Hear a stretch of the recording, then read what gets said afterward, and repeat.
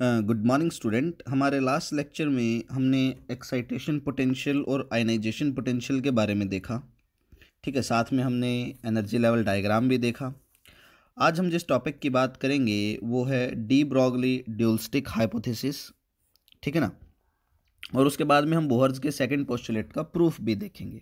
देखिए, सबसे पहले हम स्टार्ट करते हैं डी ब्रॉगली ड्यूलस्टिक हाइपोथेसिस से कि ये है क्या। आप लोगों ने इसको +1 में भी पढ़ा है।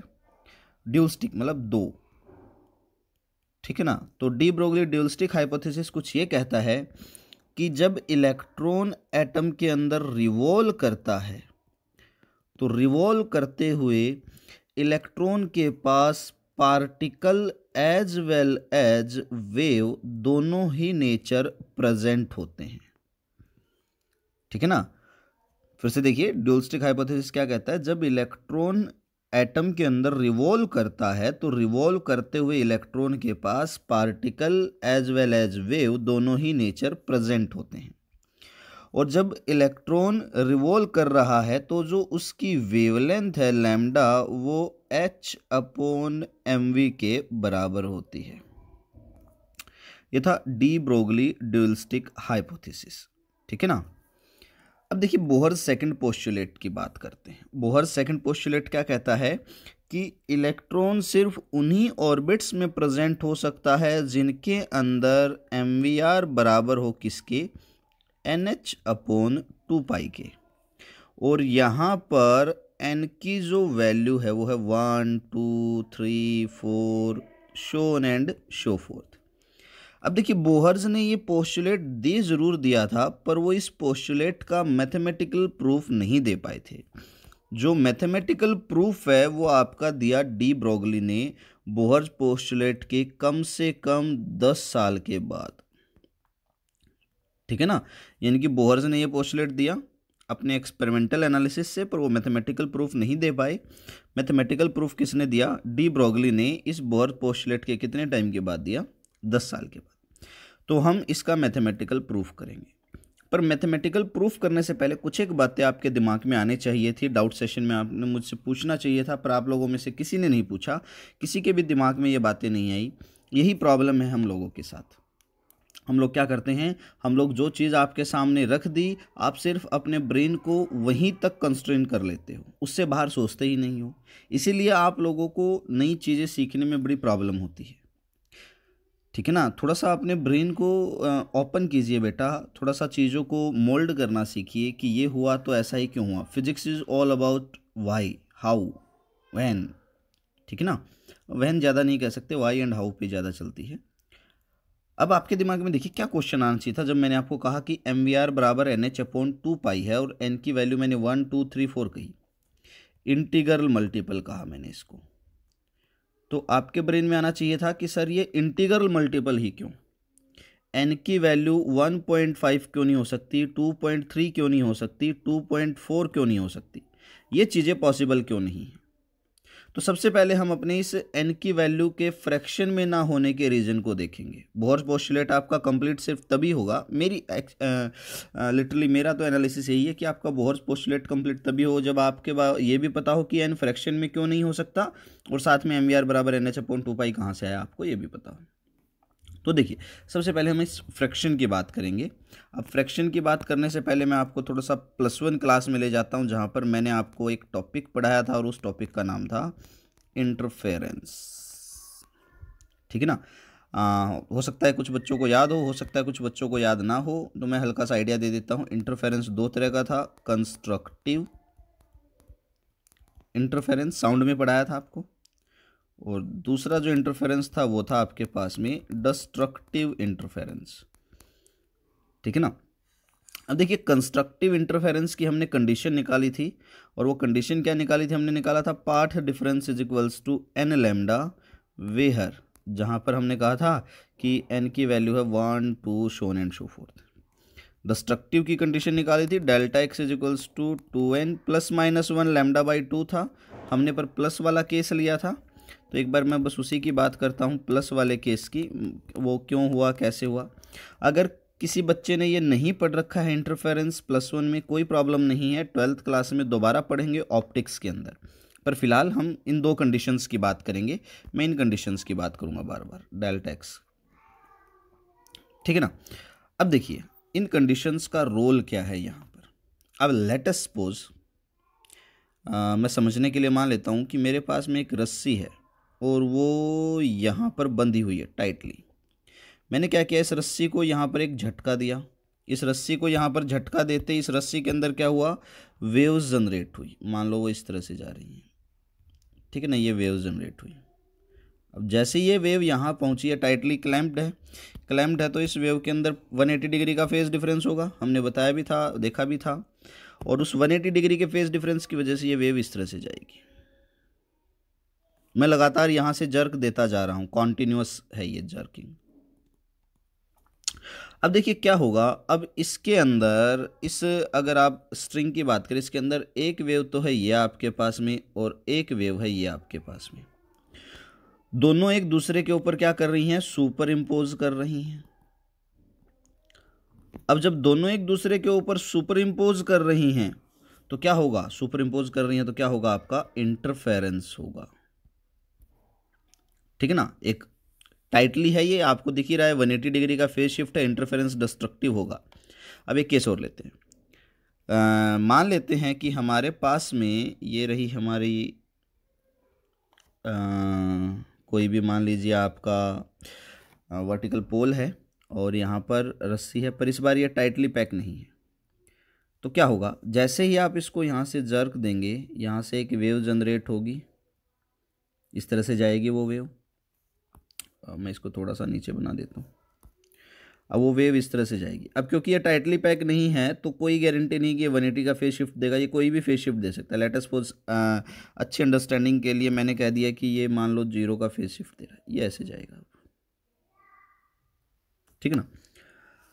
अब फिर से दो वेव्स हो गया आपके पास में, दोनों सुपर इम्पोज कर रही है तो इंटरफेरेंस होगा। It may be destructive, it may be constructive, ठीक है ना। अब देखते हैं, चलिए जरा यहाँ पे। अब मेरा कंस्ट्रक्टिव इंटरफेरेंस का क्या कंडीशन है, delta X is equals to N lambda. Destructive की क्या कंडीशन है, 2n + 1 लैम्डा बाई 2। अगर मैं इसी वेव के स्ट्रिंग के मोशन को सर्कुलर में कन्वर्ट करके इलेक्ट्रॉन के ऊपर इंप्लीमेंट करूं तो देखिए क्या होगा। लेट अस सपोज ये इलेक्ट्रॉन है यहाँ पर, अब ये मूव कर रहा है, मूव करते हुए ये अपना एक रिवॉल्यूशन पूरा करके दूसरा रिवॉल्यूशन कर रहा है। एक रिवॉल्यूशन पूरा होने का मतलब है वेव आपकी यहाँ से चली और यहाँ तक पहुँच गई और अब वापस आ रही है, ये एक रिवॉल्यूशन क्या हो गया, पूरा। अब जब इलेक्ट्रॉन ऐसे जा रहा है तो वो क्या जनरेट कर रहा है, अपने साथ में एक वेव जनरेट कर रहा है। अब वो वेव जनरेट कर रहा है तो मैं इसको मैं क्या कर लेता हूँ, रिट्रेस कर लेता हूँ अपने स्ट्रिंग थ्योरी के साथ। अब वो वेव जनरेट कर रहा है तो वो वेव इस तरह से जा रही है, यहाँ टकरा रही है और जैसे ही ये अपना एक रिवॉल्यूशन पूरा करके, मतलब आधा रिवॉल्यूशन पूरा करके जा रहा है आगे, तो ये अपने मोशन को रिट्रेस कर रहा है तो दूसरी वेव जनरेट हो रही है। अब देयर में भी एक पॉसिबिलिटी है यहाँ पर कि ये जो इंटरफेरेंस है, जब ये इलेक्ट्रॉन अपने ऑर्बिट में घूम रहा है तो ये इंटरफेरेंस कंस्ट्रक्टिव भी हो सकता है और ये इंटरफेरेंस क्या हो सकता है, डिस्ट्रक्टिव भी हो सकता है। अब अगर ये इंटरफेरेंस डिस्ट्रक्टिव है तो इलेक्ट्रॉन के पास कोई वेव नेचर होना ही नहीं चाहिए। अब डिस्ट्रक्टिव की कंडीशन अगर आप यहाँ पर देखें तो पाथ जो डिफरेंस आपका वो किस में आ रहा है, फ्रैक्शंस में आ रहा है। कंस्ट्रक्टिव की कंडीशन अगर आप देखें तो पाथ डिफरेंस किस में आ रहा है, आपका इंटीजर्स में आ रहा है। अब हमने देखा अगर ये डिस्ट्रक्टिव होता तो यहाँ पर इलेक्ट्रॉन के पास कोई वेव बनती ही नहीं, जो कि इलेक्ट्रॉन के ड्यूल नेचर को क्या कर रही है, यहाँ पर अब कॉन्ट्राडिक्ट कर रही है। अब क्योंकि इलेक्ट्रॉन के पास वेव बन रही है तो सीधी सी बात है, ये जो आपके पास इंटरफेरेंस है ये डिस्ट्रक्टिव नहीं हो सकता, तो ये इंटरफेरेंस क्या होगा, कंस्ट्रक्टिव। और अगर ये इंटरफेरेंस कंस्ट्रक्टिव है तो आपका क्या आ रहा है, इंटीग्रल मल्टीपल आ रहा है, ठीक है ना। इसलिए n की वैल्यू इंटीजर्स में होती है, कभी भी फ्रैक्शन में नहीं होती है। वो इसलिए नहीं होती है क्योंकि जब इलेक्ट्रॉन अपने ऑर्बिट में रिवॉल्व करता है तो वो वेव्स जनरेट करता है और ये जो वेव्स हैं आपकी, ये कंस्ट्रक्टिवली आपस में क्या होती है, सुपर इम्पोज होती हैं। और अगर ये कंस्ट्रक्टिवली सुपर इम्पोज होंगी तो n should be integral multiple.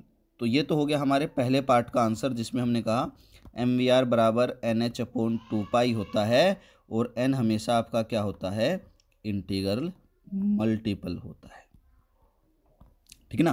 तो ये तो है अपने फर्स्ट पार्ट का आंसर। अब चलिए ज़रा नेक्स्ट पार्ट का आंसर देखते हैं। अब ये प्रूफ देखते हैं इसका कि ये प्रूफ क्या है। देखते हैं। चलिए अब इसकी हम बात करते हैं प्रूफ की।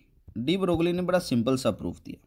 अब डी ब्रोगली ने क्या कहा, देखो अब ये मेरे पास में न्यूक्लियस है और ये इलेक्ट्रॉन मेरा रिवॉल्व हो रहा है, ये किसी भी ऑर्बिट में रिवॉल्व हो सकता है। अब जब ये ऑर्बिट में रिवॉल्व होगा तो यहाँ से चल करके ये कहाँ तक जाएगा, वापस यहाँ तक आएगा। कितना पार्ट ट्रैवल किया इसने, आप कहेंगे सर सरकमफ्रेंस 2πr। अब हमने कंडीशन हमारी इंटरफेरेंस की क्या देखी थी कि हमारा जो पाथ ट्रेवल्ड है वो किसके बराबर होगा, n लैम्डा के। पाथ डिफरेंस तो यही बनेगा इसका। अब ये r की वैल्यू किसी भी ऑर्बिट में हो सकती है, तो मैं rn लिख देता हूँ यहाँ से। तो मेरी कंडीशन बन गई कि 2πrn बराबर है n लैम्डा। पहली इक्वेशन आ गई। नाउ वी नो दैट, अब हमें पता है कि लैम्डा बराबर क्या होता है, h/mv। सब्स्टिट्यूट कर देता हूँ तो क्या आ जाएगा, 2πrn equals to n into में h/mv। क्रॉस कर लेता हूँ तो mv/rn इजिकल्स टू क्या आ जाएगा, nh/2π। आ गया मेरे पास में प्रूफ। वेयर जहाँ पर n की वैल्यू किसके बराबर, 1 2 3 शोन एंड शो फोर्थ। तो ये क्या आ गया मेरे पास में, बोहर्स का सेकंड पोस्टुलेट का प्रूफ डी ब्रोगली हाइपोथेसिस की हेल्प से। ठीक है ना, एक बार क्विकली रिकैप्चुलेट कर लीजिए। डी ब्रोगली हाइपोथेसिस क्या कहता है कि इलेक्ट्रॉन आपके रिवॉल्व हो रहे हैं, और जब इलेक्ट्रॉन रिवॉल्व हो रहे हैं तो वो particle as well as wave दोनों तरह से बिहेव करते हैं, और जब वो वेव की तरह बिहेव करते हैं तो उनकी जो वेवलेंथ है h/mv होती है। अब बोहर्स ने सेकंड पोस्टुलेट में क्या कहा कि इलेक्ट्रॉन आपके सिर्फ उन ऑर्बिट्स में प्रेजेंट होंगे जहां पर mvr किसके बराबर होगा, nh/2π के, और n की वैल्यू क्या है यहाँ पर इंटीग्रल मल्टीपल है। बोहर्स ने अपना ये पोस्टुलेट दे तो दिया था पर इसको प्रूव नहीं कर पाए थे। इसको प्रूव किसने किया, डी ब्रोगली ने, इलेक्ट्रॉन के बोथ नेचर को कंसिडर करके। अब हमारे पास में इस पोस्टुलेट में पहला क्वेश्चन तो ये राइज होना चाहिए था कि n की वैल्यू 1 2 3 4 5 ही क्यों होती है। हमने देखा कि कंस्ट्रक्टिव और डिस्ट्रक्टिव इंटरफेरेंस हो सकता है। डिस्ट्रक्टिव इंटरफेरेंस में पाथ डिफरेंस हमेशा किस में आ रहा है, फ्रैक्शंस में आ रहा है। अगर फ्रैक्शंस में पाथ डिफरेंस होगा तो इलेक्ट्रॉन जब रिवॉल्व करेगा तो कभी भी वो इलेक्ट्रॉन वेव जनरेट नहीं कर सकता, तो ये वेव नेचर को उसके जस्टिफाई नहीं कर पाएगा। तो हमने कहा कि डिस्ट्रक्टिव की कंडीशन तो फिजिबल ही नहीं है, सिर्फ कंस्ट्रक्टिव की कंडीशन फिजिबल है, और कंस्ट्रक्टिव की कंडीशन में पाथ डिफरेंस जो है मेरा वो किसके बराबर था, इंटीग्रल मल्टीपल के बराबर। ठीक है, तो हमें समझ में आ गया n की वैल्यू इंटीजर क्यों है। अब हमने अपनी कंस्ट्रक्टिव की कंडीशन यहीं लगा दी। देखिए अब यहाँ पर हमने कहा इलेक्ट्रॉन यहाँ पर है, इसका रेफरेंस पॉइंट। जब ये इलेक्ट्रॉन यहाँ से मान लो इस तरह से वेव की फॉर्म में चलता हुआ आएगा यहाँ पर वापस, इलेक्ट्रॉन एक्चुअली ऐसे ही फ्लो करता है, कभी भी एग्जैक्ट सर्कुलर ऑर्बिट उसका नहीं होता है, प्रोबेबिलिटी तो है वो एक। तो वो कितना पार्ट ट्रैवल करेगा, 2πr। पहले था वो रेस्ट पे तो 0 था, अब उसने 2πr ट्रैवल किया तो पार्ट डिफरेंस कितना हो गया, 2πrn किसके बराबर होगा, n लैम्डा के। यहाँ से हमने लैम्डा की वैल्यू डी ब्रोगली हाइपोथेसिस से रख दी, और वैल्यू पुट करके हमने अपने बोहर्स का सेकंड पोस्टुलेट क्या कर लिया, प्रूव कर लिया, और कह दिया जहाँ पर where n is equals to 1 2 3 4 so and so forth. ठीक है, तो बेटा ये था आपका डी ब्रोगली हाइपोथेसिस। कल हम बात करेंगे न्यूक्लियस मोशन की, और साथ में हम बात करेंगे एटॉमिक कॉलिजन की। एटॉमिक कॉलिजन मान के चलिए आप बहुत ही इंपॉर्टेंट टॉपिक है बेटा। ठीक है ना, एटॉमिक कॉलिजन IIT JEE और नीट के पर्सपेक्टिव से बहुत ज़्यादा इंपॉर्टेंट टॉपिक है। मैक्सिमम अगर मैं देखूँ तो जो सिर्फ रेप्यूटेड इंस्टीट्यूट्स हैं वही उसको कवर करते हैं, अपने एरिया में बहुत ही रेयर स्कूल्स में इस टॉपिक को कवर किया जाता है कोचिंग में, जबकि इस टॉपिक से क्वेश्चन आने के चांसेस मैक्सिमम है। तो हम एटॉमिक कॉलिजन देखेंगे, सीरियस होकर के देखना है आपको इस टॉपिक को। न्यूक्लियर मोशन की भी बात करेंगे थोड़ा सा। ठीक है, और थोड़ा सा अपने दिमाग को खोलो, वाई पूछा करो कि ऐसा हुआ तो ऐसा ही क्यों हुआ, डाउट सेशन को पूरा यूटिलाइज किया करो। Thank you, have a great day.